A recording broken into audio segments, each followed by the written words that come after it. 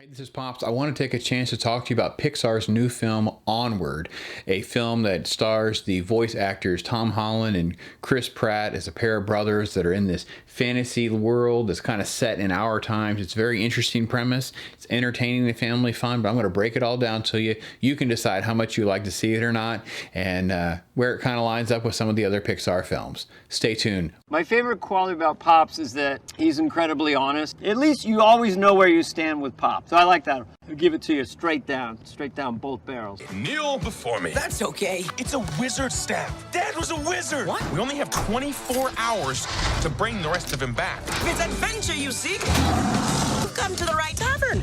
And you're... Oh no. Hey there, I'm Pops, and this is Pops on Pop Culture. We're going to talk about Onward. It's Pixar's latest films. But before I get into it too much further, let me ask you to subscribe and join our partnership. Hit the little bell. You'll get alerted to all of our videos and be part of our growing channel, our growing network, as we try to really get back into regular film reviews and some different pop culture topics. So check that out and join us. All right, so I want to talk about Onward. Onward is Pixar's new film, and as I briefly mentioned, Tom Holland and Chris Pratt star as a pair of brothers, Ian and Barley. And the world that we get introduced to very quickly is a world that was full of magic, right? It's sort of like a World of Warcraft with fantastical creatures and unicorns and all sorts of things. Some of this is in the trailer, right? So it really sets up the universe really well. But then at some point, they've gotten away from all the magic, and they've really embraced our modern society and culture. And it really, really is interesting. I thought it was great, man. Unicorns are fighting over trash cans, and everybody kind of like lives like we do with suburban lifestyle, skyscrapers, all these different things. And magic is kind of something of the past. And really, Barley is the one that kind of has kept up to date with what the magical rules are, how things work, but everything kind of centers around Ian. So Ian turns 16, is his birthday, and he's kind of trying to figure out how he lands, right? He's a kind of a nerdy kid. He's insecure about being, the skinny, nerdy elf, not knowing his way. And what we learn is the mom is the only one raising the boys because their dad had passed away. On his 16th birthday, Ian and Barley are brought together by their mom, who's voiced by Julia Louis-Dreyfus from Seinfeld, and she's going to give them this staff, and the staff comes with a magical instructions to bring dad back for one day. And Ian had never met his dad, so this is a really big deal. But Barley is the one that's really into the magic, right? So he's using the shaft, he's trying to cast the spell, and it's just not working, right? It has to be Ian. Ian's been gifted with the magic that comes from this past, right? So he's going to learn how to do it, but he panics, right? It's hard to handle, and that goes bad. And as we saw in the trailers, right, so they bring back dad up to his waist. He doesn't have a top half. It's only good for one day, so now they have to go on a quest, right? They're going to go on like a buddy film now to figure out how to get another gem, bring dad back, get to spend the day with dad, asking questions, learning from dad, words of wisdom, all the things that we want to get out of our parents and our grandparents and those kinds of things. So it's really interesting. What the film really is kind of a combination of two or three different things, right? So I mentioned it's a buddy film, right? It's two brothers going on a quest. I think it's a very interesting dynamic to have two brothers presented in a different way. Don Scanlon directed the film. Now, you know him from Monsters University. He's been in Pixar for a very long time. And here, he really taps into some of his personal things, right? He had lost his dad, and he writes a lot of that in there. So they go on this quest, and it's an interesting journey, right? So it deals with, the grief of losing their dad, because you have two extremes. So you have this buddy element where they're going on this journey together, and they're learning a lot about one another. And what really comes out is the loss of their dad has dramatically impacted and created how they're so different, right? So with Barley, he was really traumatized when his dad was getting sick, and he talks about the struggles with that as a small child, where he's at now because of that. And Ian talks about never meeting his dad and kind of feeling empty by not having dad. So I think it really is an interesting film at dealing with grief in a different way and different dynamics. And I think you're really going to enjoy that. It has a cool twist that kind of wraps this together in a nice little way without being kind of a Hollywood cliche, right? So with that said, there's been like minor controversy over like a gay police officer that pulls him over. It is one offhanded remark. It's silly to make a controversy out of something like that. The film at times is scattered. It kind of goes in some different directions, and we get away from sort of like these creatures living in our world. Even there are some great moments, some great scenes. It's a lot of fun.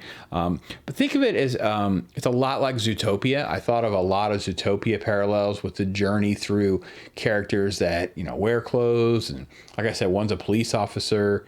There's jokes about the stepdad. So the biggest knock on the film is probably what I heard 3 critics who came out ahead of me say, and that is, it's a Pixar film, right? I expect more from Pixar.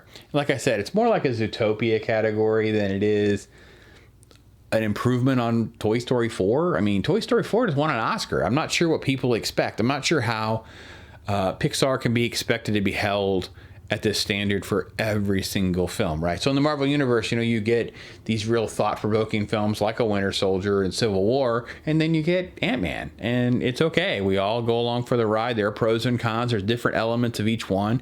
They can be good films, but not those kind of great films. And I think this is kind of where Onward's going to land for a lot of folks, right? I think overall, I mean, it's going to land for like a 7 for most people. But look, this film is lined up for kids. It's a fun time. If you're into gaming at all, I think you're going to find some cool references and some fun stuff in there. Just having a good family time, clean fun, and being able to deal with some typical topics. So that's my overall review. If you've seen Onward and you want to add your comments, tell me what you think. Add those in the comments. I'd love to hear from you. And if you got feedback on where you think it lands with the Pixar list, is it near the top for you, the middle, the bottom? You think I've gone too high or low? I'd like to know that too, so let me know. All right, so when I come back, I'm really going to dive more into the spoilery area, right? Give you some more meat and some details in there, and you can kind of decide what you like and don't like, and some different things that I didn't want to spoil anything. So that's your spoiler warning. So if you're still going to be with me, I'll know you want to know. All right, Onward spoilers. Let's do it. Yeah, spoilers! I might have given something away there. I'm going to get in so much trouble now. All right, you're here. Let's do it. Onward spoilers, which I got to be honest, there's really one big spoiler in the movie. But let me first say and reiterate again, the little dragon pet, the unicorns as raccoons, the Chuck E. Cheese medieval bar with creatures that can destroy things. Those were the really good elements of the film. There's kind of like that Lord of the Rings moment where it's just the 2 boys walking a lot and they're dragging the little, you know, torso-less dad along on a little dog leash and things like that. There's some funny moments with that, but it does get a little tedious and kind of bland.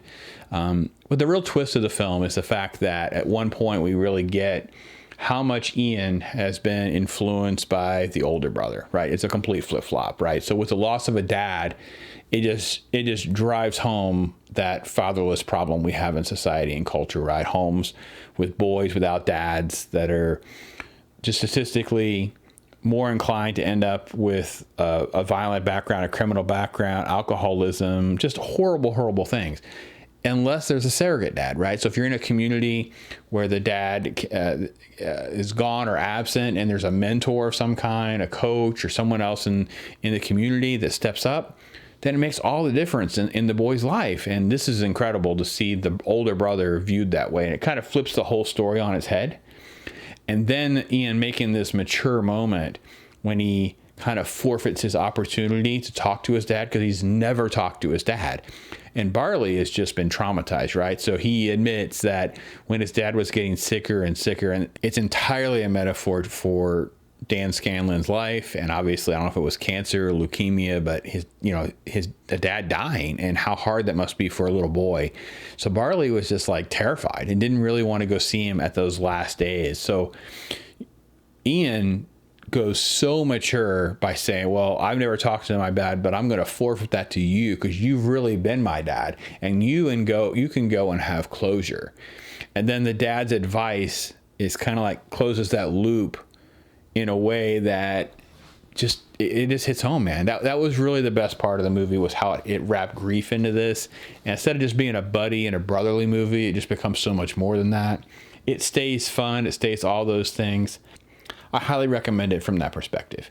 It's interesting to see Scanlon's work because Monsters University was okay with a lot of subtleties and nuances, but a lot of folks didn't enjoy it as much, and I'm not sure why. I think this one's kind of like that, where there's a lot of great elements, but some folks didn't get it. But Pixar's standard is so high. It's almost like Toy Story is its own franchise with its 4 films. And then there's like a group of 4 or 5 top Pixar films, and then the rest of them. And it doesn't get a fair shake because it's always compared to that top tier. Like Pixar can never escape, the high bar of, like WALL-E. And it's like, they can't all be WALL-E. Onward has some cool moments. It's a lot of fun. I would recommend it. As I think I said, if you like fantasy and gaming stuff, things like that, this film's probably going to connect a lot with you, and I think you're going to enjoy it. Anyway, tell me what you think. Subscribe and join. If you're listening to this online or whatever, know that we're coming at you with Patreon and some different stuff in the future. So make sure you go around and see if you can partner us with any of that. We'd appreciate it. Thanks again for your time. This is Kevin Murphy from Riff Tracks and Mystery Science Theater 3000. Hey, this is Mark from Casting Crowns. Hey, this is Alan Powell from the film The Song. Hey, this is Christian Kane. This is Colin Mockreed. Hello, everybody. This is Irony Singleton, a.k.a. T-Dog from The Walking Dead, and you are listening to my main man, Brandon.